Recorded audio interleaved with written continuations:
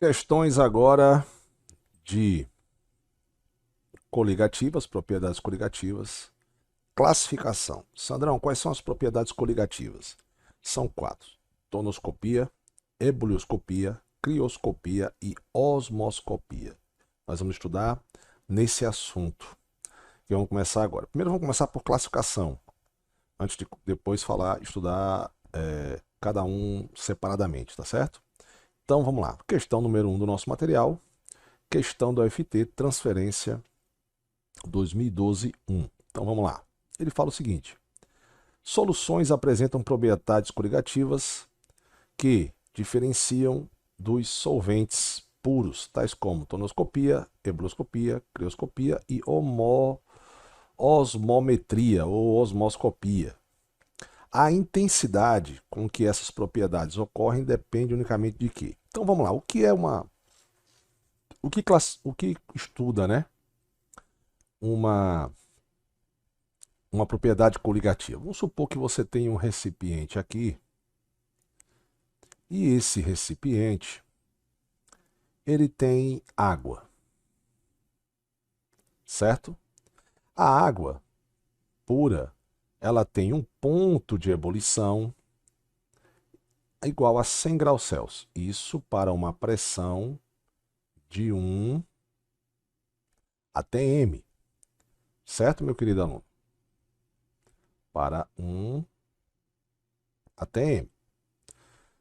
Mas vamos supor que você resolva colocar aqui dentro um sal. Um sal, ele é um soluto não volátil, ou seja, não emite gases com facilidade. E quando você botar esse sal em água, o que é que vai acontecer? Você vai ter umas partículas de sal. Deixa eu colocar outro potinho aqui. Meus alunos falam: Sandrão, você adora um potinho, né? Deixa eu botar o meu potinho aqui. Tá troncho? Tá troncho. Deixa eu ver se eu melhoro aqui o meu potinho. Beleza? Então, você vai ter agora em água várias partículas de sal dissolvido em água. O que é que acontece aqui? Acontece que vai haver uma interação que a gente já estudou, que é um íon dipolo entre os íons do sal e a molécula de água. Dependendo do sal, esse ponto de ebulição a partir de agora é maior que 100 graus Celsius. Isso para a mesma pressão.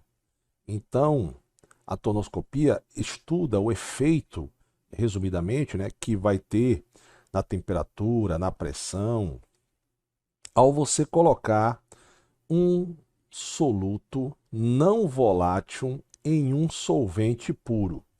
É isso que as propriedades coligativas estudam. E são essas três, como eu falei: tonoscopia, ebullioscopia, crioscopia e osmometria, certo?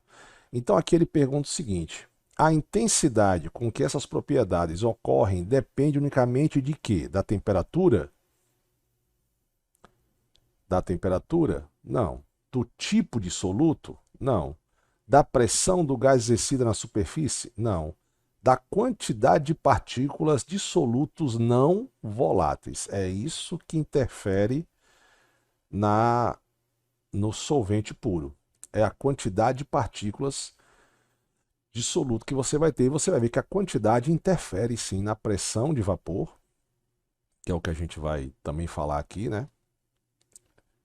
E também na temperatura de ebulição e de congelamento também. Do tipo de solvente? Não, certo?